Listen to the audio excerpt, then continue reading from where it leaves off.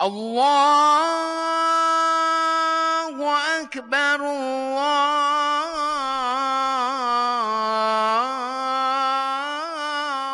أكبر. Used to live on the coast. By the way, if it's a coastal town, then you can already imagine, use your minds, their economy depends on the sea. They're fishermen, right? They do trade, or coast, ships embark on their docks and they do trade with them, or they go out and get their food from the ocean. So that's already understood. And Allah says they used to violate in the matter of the Sabbath, meaning they carried on doing their business even when Allah told them not to on Saturdays. This was the time where they're not supposed to do it, but they would do it. And why would they do so? Why would they violate the Sabbath? They have 6 other days to earn their income, or fish for their fish. So he says, إِذْ تَأْتِيهِمْ حِيتَانُهُمْ يَوْمَ سَبْتِهِمْ شُرَّعًا. When on the day of Saturday, when it's haram for them to go, impermissible for them to go fishing, shurra actually suggests that the fish would actually come to them. تَأْتِيهِمْ حِيتَانُهُمْ. They don't have to go to the fish are coming to them, blinking at them, hey, you want to catch me? It's easy catch today. And they're jumping up and down, they're doing like flips in the air, like, man, today's easy catch. On Saturdays, the fish would come out like it's a festival. And other days, يَوْمَ لَا يَسْبِتُونَ لَا تَأْتِي, and the days that they don't have Saturday, the fish don't come easy. They don't come to them. So they noticed, even though they can get, it's not like they had no fish to catch. They could still catch, but it wasn't easy. But on Saturdays, it was super easy. It would come to them. It would the fish would run towards them, right? And these are Muslims, by the way. They're Muslims. Now imagine, just by analogy, so it's closer to your and my context. Imagine that you run a store, right? You have a store, and you get no customers. You get like 2 customers a day. Most of the time you're sitting there, playing like, Crossy Road or something on your phone, and you're doing nothing. No customers show up. And then it's like 1 o'clock, or 1:15, you leave your store and you head towards the masjid. By 1:45, the prayer's going to start, and you're going to be back by 3 o'clock. But every single week, 12:45, 30, 40, 50 customers start just coming through the door. And they're buying everything, stuff you're trying to sell for 6 months, nobody's touched it. They're putting everything in the cart and they're buying. And then Friday prayer is getting late.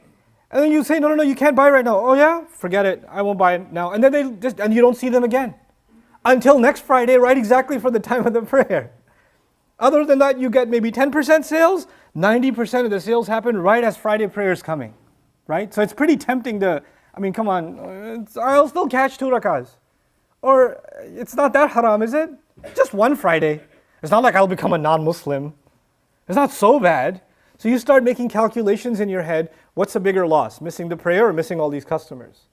So this happens to these people over and over again, and eventually they start getting in the habit of violating the Saturday. They saw it enough times come in their face, probably not the first time they saw the fish come out and they said, yeah, I don't care about Saturday. I don't care about the Sabbath. It didn't happen like that. It's a slow but regular temptation because it's hitting you every Friday, right? It's in their case every Saturday. So eventually they caved and it became a normal thing for them. It became a normal thing for them to violate the Sabbath. And so Allah says about these people that started violating the Sabbath, كَذَلِكَ نَبْلُوهُمْ, that is how we tested them, بِمَا كَانُوا يَفْسُقُونَ, because of other corruptions they were engaged in. Now this is the clue Allah is giving us. Why did Allah test them in that way? When Allah sees that one kind of corruption comes out in a person, one kind of sin they don't care about, then Allah opens doors to other sins, and He makes those other sins just right accessible to them. And He wants to see, are you actually remorseful for the other smaller deeds, other corruptions that you're engaged in, or you want to walk away from them? Or do you want, if other doors were open to other corruption, you do that too? You would do that, you take that also, you jump at it too. And Allah says this is how we tested them because of the corruption they used to engage in. Meaning these kinds of tests sometimes come to people that dabble in sin, that engage in corruption, and they don't walk back from it.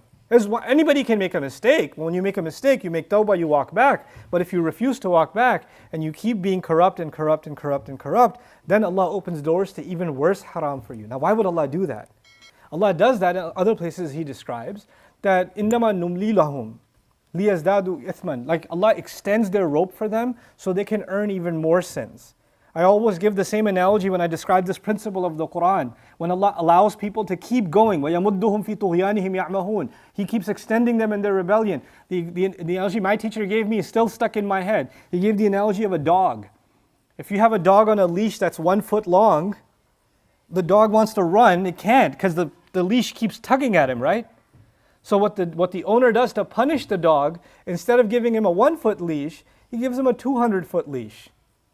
It's still a leash, it's still tied to the tree, and the dog thinks it's free for 199 feet. Until he hits the 200th foot, what happens to him? He gets choked so hard because he was running so fast. Do you understand? So the 1 foot leash was actually safer for the dog. The 200-foot leash actually kills him, destroys him. You want to rebel? Go ahead. You think you don't have a leash on you?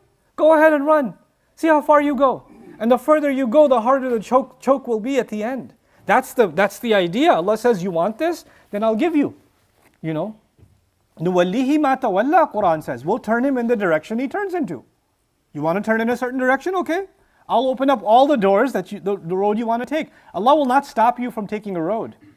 As a matter of fact, someone wants to take the right road, Allah will open more doors for them in the right direction.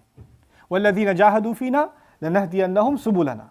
Somebody wants to take the wrong road, Allah will open more doors, more wrong and more wrong. Go ahead, take it. He's not making you do it, He's giving you the choice.